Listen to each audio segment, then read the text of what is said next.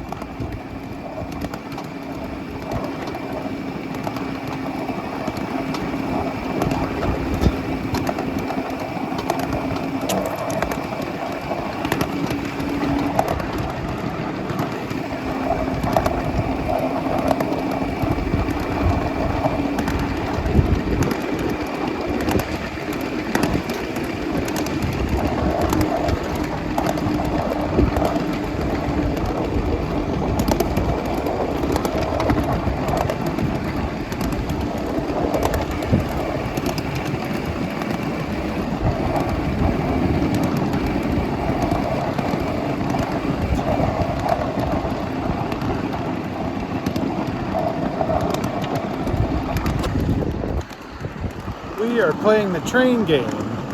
We're taking the gondola at the rear of the train, a place called Python, and we're picking up another load at Colton, I think.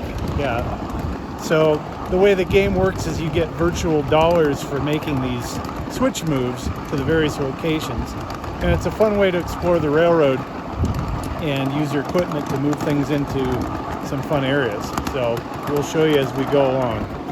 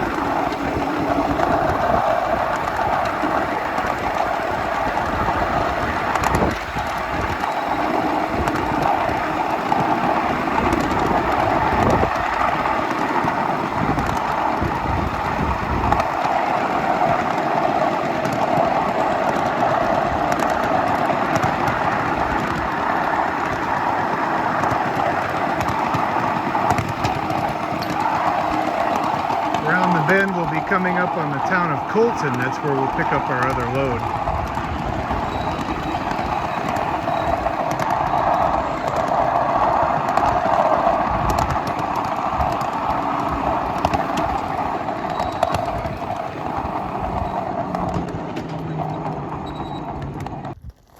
Okay, we're in the town of Colton. Here's the depot. If there's any doubt, you can always look at the depot sign. for scale, this is how big the depot is. So we're looking for UP 30501. There it is. We found it. We wanted this to be the first car that we're going to set out at the next location. So to make that easiest, it will be the last car on our train here. So thankfully we have lots of track to work with, but all we have to do is go in, we'll back into the siding there, pick it up. These switches are called kick switches.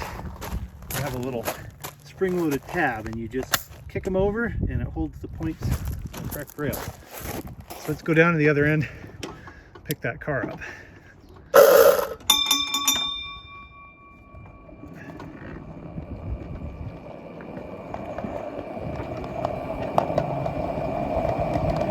Sometimes you don't have the luxury of a bunch of sidings and runaround tracks and access tracks. Sometimes you just have a spur and you have to get creative with your switching to get things where you need them to be.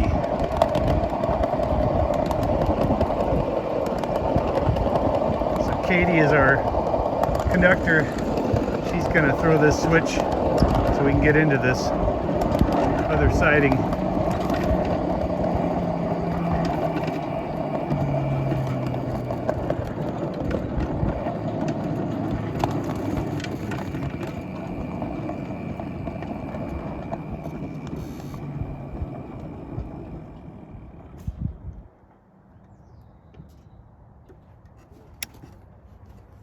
And now we're going to do a shove, and she's going to watch the shove until we get back to the car.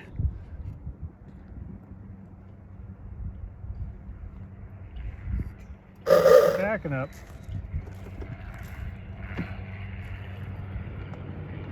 If we do this carefully, we shouldn't go all over the ground with this heavy gondola car. As you can see, it's full of scrap aluminum rail.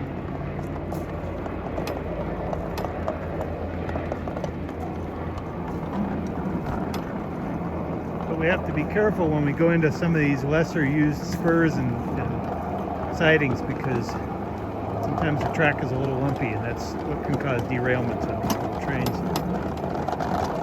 And pine needles in the face, like that.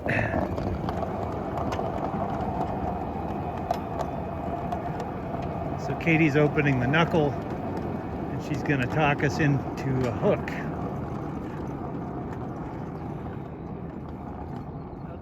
That'll do. Set and centered. That means the reverser is centered and the brakes are set. She's going to use a hand manual car mover to make this joint. And then stretch them. There's a stretch. And then we have a safety chain that we're going to hook up. There should be a tang right in the center. See that? It's going to go right through that hole. And the reason for the safety chains is we operate on some pretty steep grades here because it's Train Mountain. And because of that, if a car were to get away and hit a following train, you could really do some damage, especially with the long mileage that we run on this hill. So if it was a real train, we would do an air test. We would pump up the brakes and do a quick inspection, make sure they set and release. But this is a fun train with some real consequences if you screw up. So we don't have to worry about air brakes on this train. Yeah, we should be okay on that one. Okay, watch your head on this tree. Got low-hanging branches here.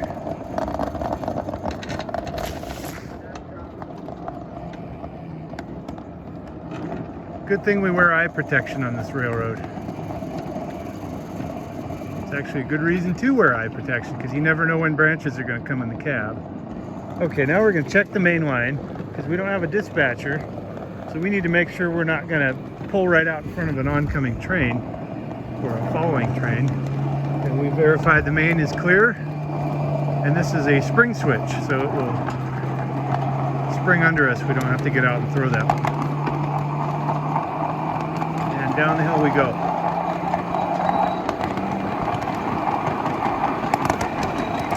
We're going down to Midway Circle and around to Firewood Corner. spot where they've got a little Pacific Car and Foundry set up.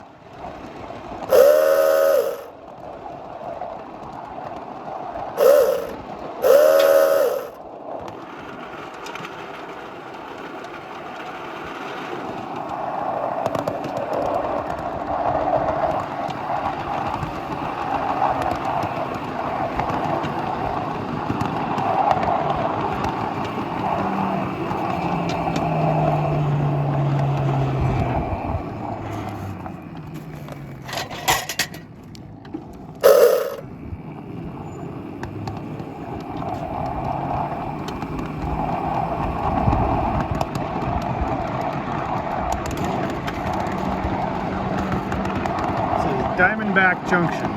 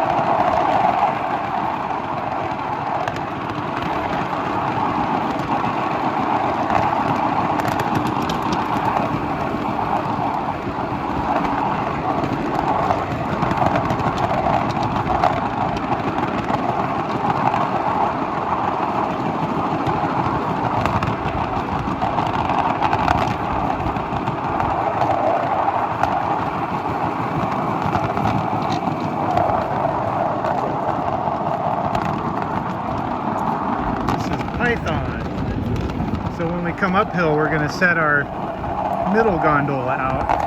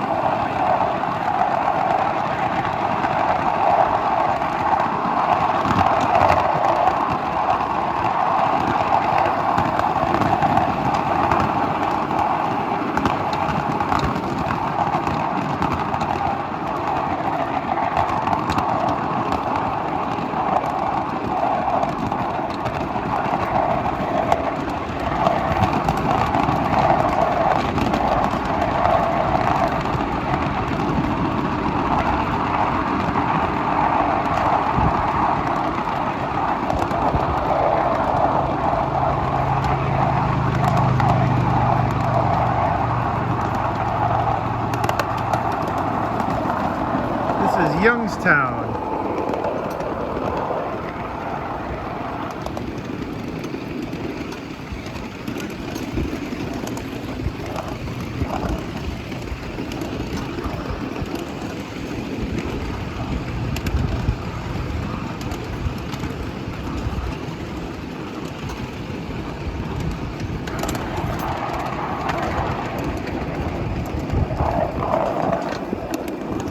Copperhead Junction.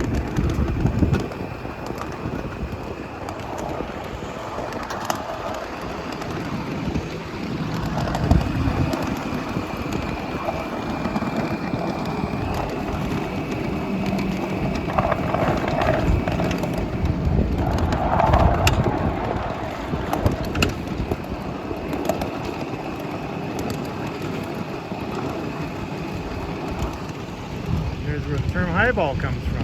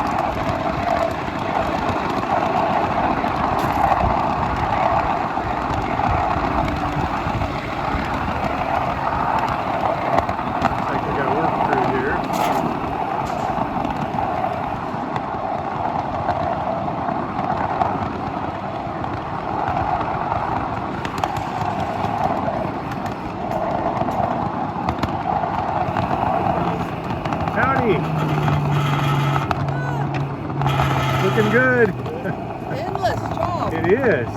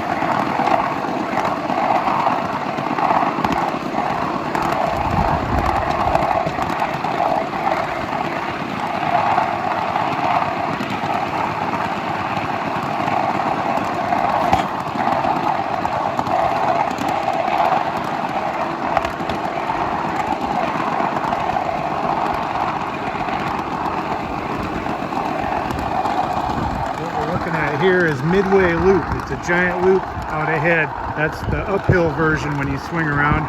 We're starting into the other end of the loop here. It forms a big circle, so you can potentially just keep going around and around. Yeah, water tanks. So steam locomotives can take on water. They are functional when they're turned on.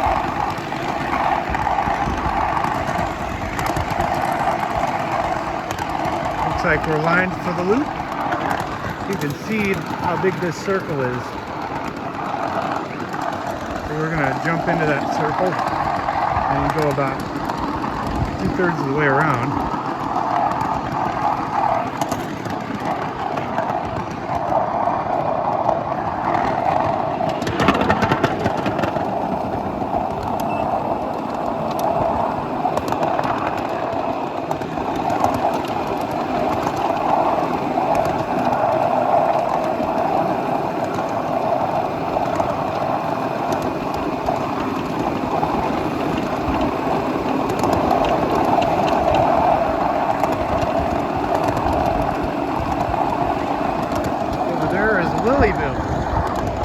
Town.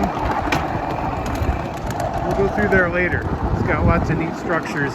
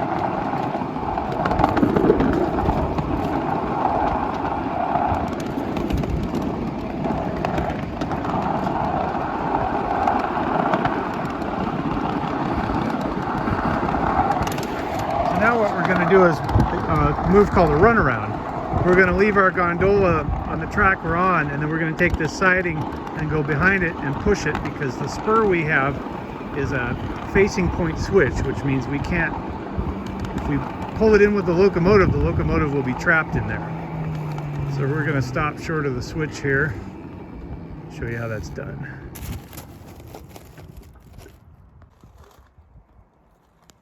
Okay, we're going to run around.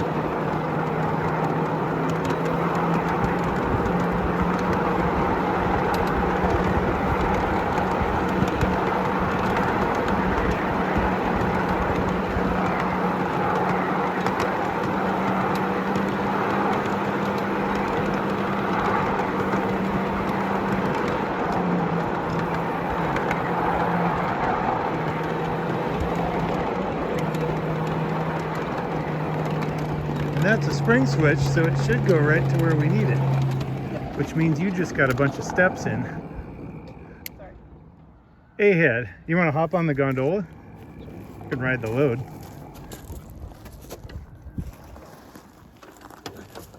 Oh, we've got a flat car. I forgot we had that too. Okay. So now everything's lined for the main. And we're going to come up and make a hook on this gondola. And then we're going to, they call that a shove move when a rail car precedes the movement ahead of the locomotive. Or behind if you're backing up.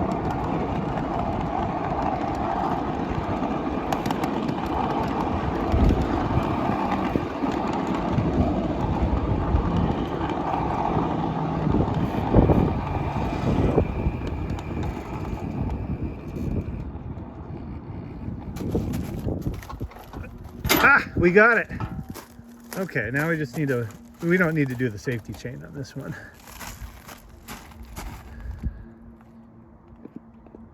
Katie's gonna pull out the wheel chock, and then we'll come ahead.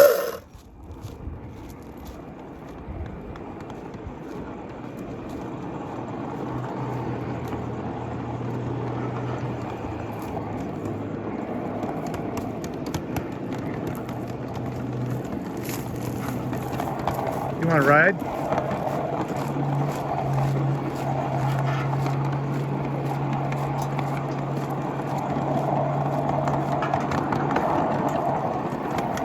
I can see an orange gondola that we set out yesterday down there on the spur, so we'll just set it, we'll make a hook to that and tie them down together.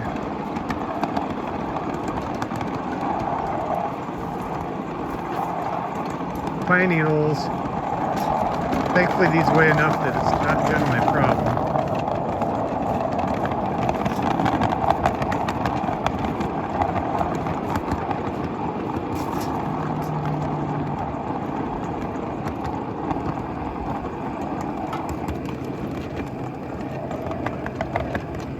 And here's Firewood Corner. This is the destination for this car.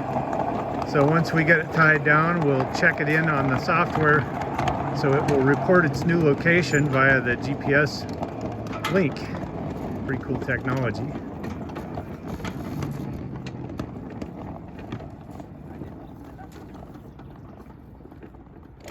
Ah, nice. A little bit of a stretch. And then we can chip the tail end of this one. I'll get my pin here and pull away. There we are. Okay, and we'll set the brake here. And we're going to report this one UP 30501. Okay, there's the car that we set out. We're going to continue on this track till we rejoin Midway Loop. And we'll go back up Serpentine, which is that windy track that we came down the hill in. And we'll stop at Python, which was one of those little towns in the middle of the Serpentine loops. And we'll set out our other gondola.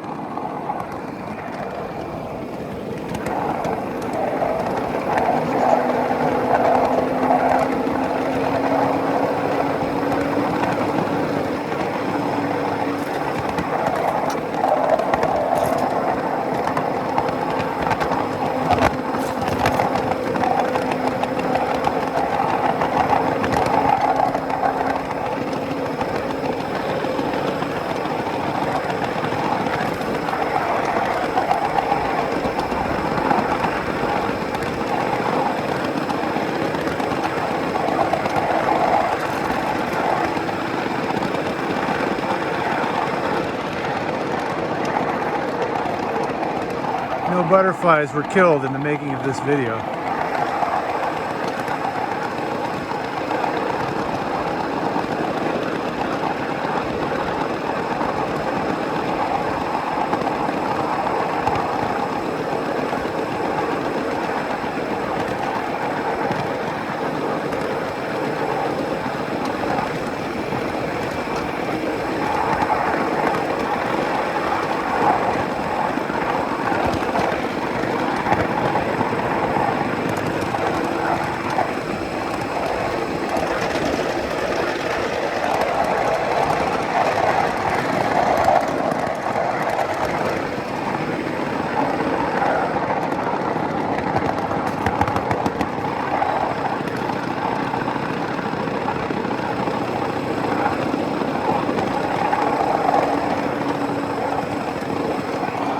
You might recognize the track just over here. That's where we did the runaround, so we've circled back on ourselves. And now instead of getting back onto Midway Loop, we're going to stay lined for the right-hand position to turn out. There's the loop through there. We're going to go to the right, spin off, head back up the hill.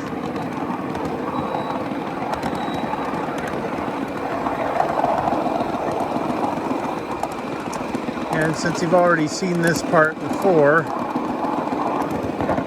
we'll sign back on once we get up to the the other town there at Python.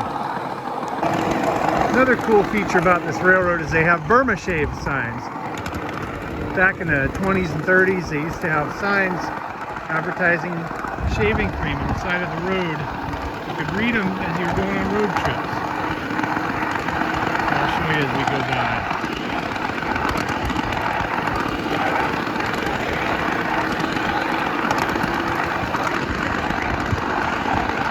There's a giant mountain lion. Look at that thing go. Ah!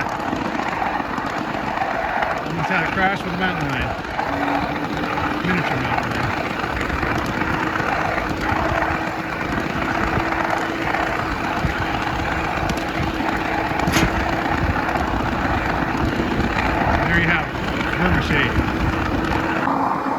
Alright, so we're coming up on our town here. So we'll be looking for a switch that leads to the tracks that go right there in town.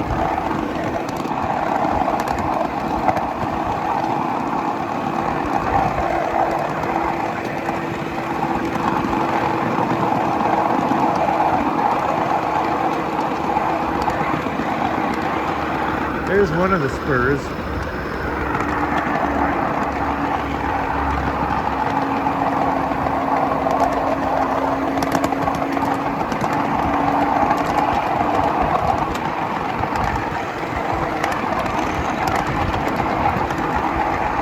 Okay, there's our switch.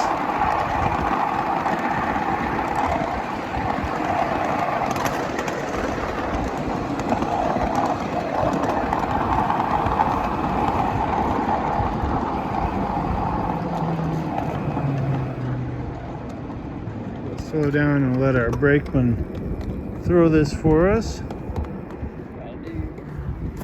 And then we got to decide where to put this.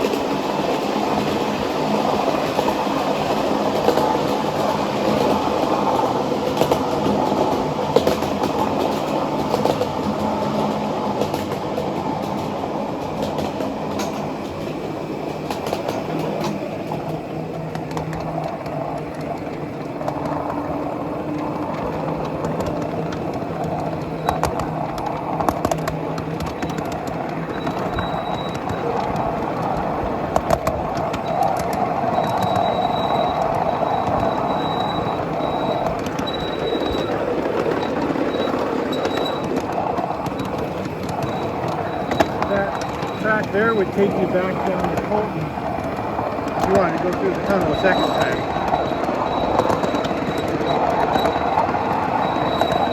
In fact, there's Colton down there, and there's a train.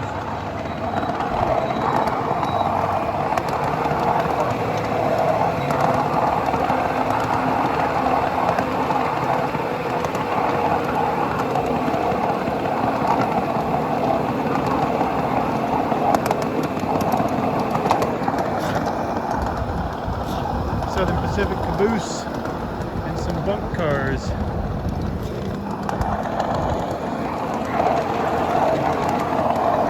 There's Colton from above.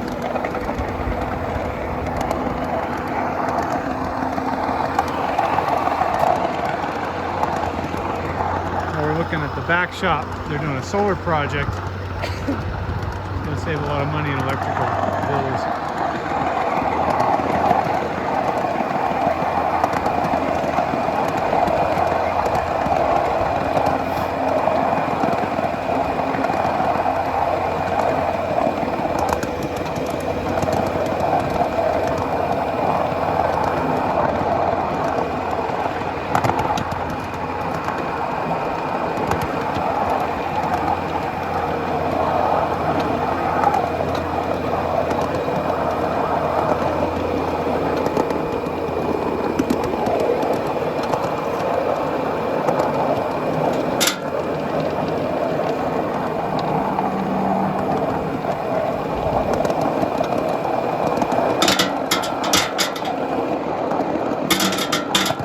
Plowing some rock.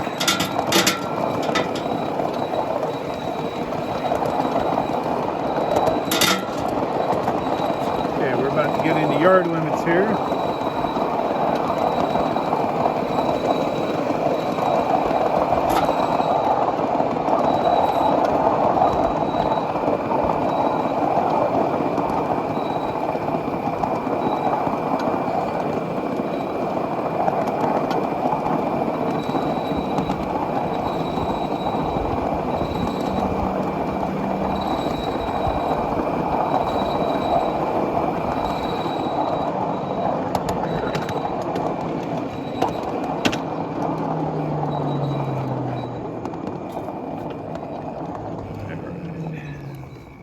Throw this remote switch and you can see it moved way up there.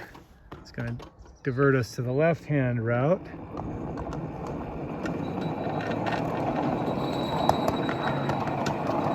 And then we want to continue straight once we get onto this other track. So I'm going to throw this next switch. You can see the little pie plate with the arrow down there.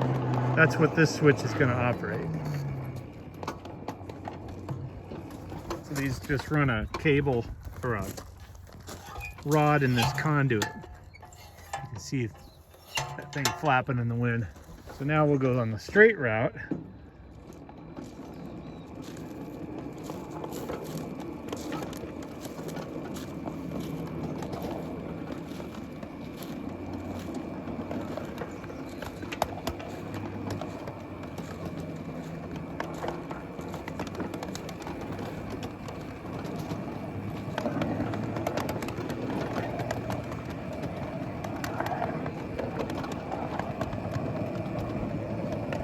Definitely don't want to go highballing through this yard. Put everything on the ground if you go too fast.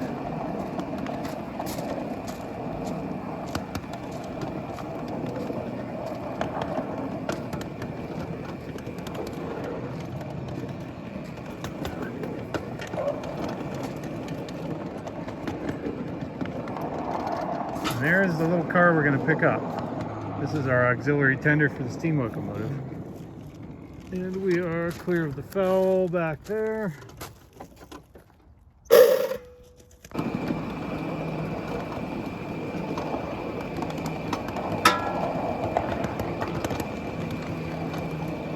Now we've picked up our little auxiliary tender. We're going back out through the yard.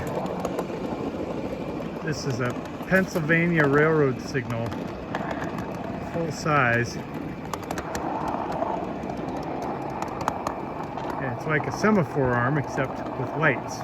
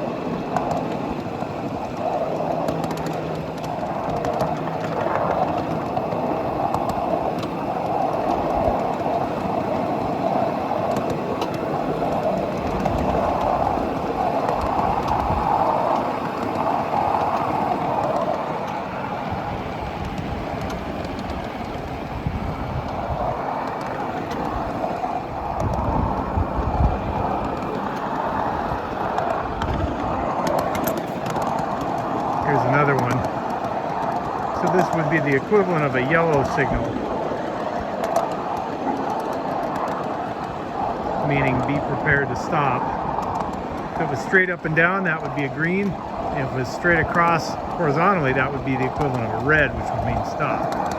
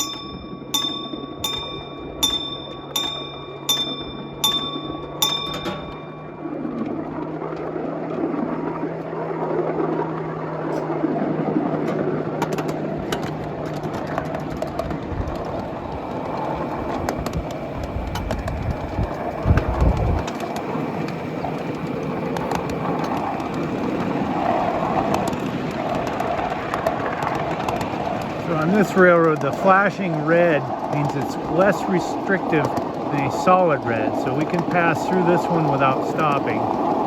But it means we're probably following somebody through the block ahead of us.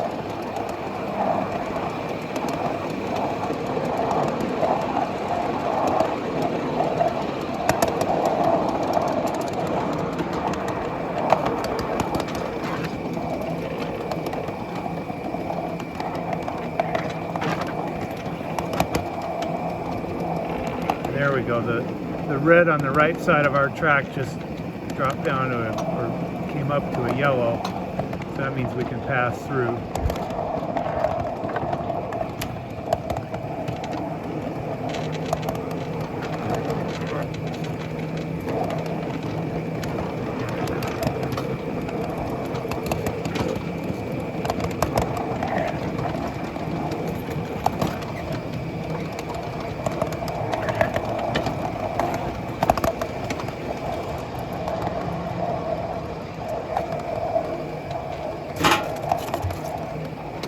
There's a lunar signal. Gives us permission to proceed into this yard.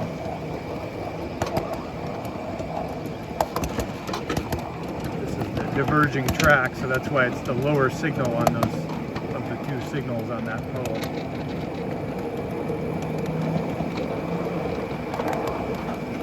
Now we're going to cross over 2 diamonds. Here's the big turntable. One more crossing to blow for here.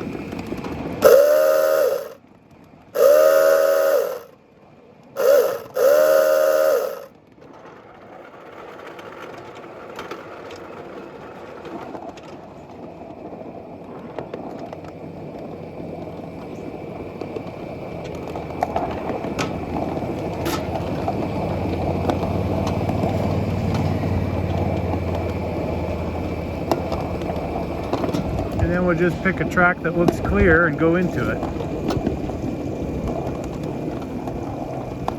There's some trains over there. We'll take some of these higher number tracks. Let's go into, let's see, we'll go into 15, 16.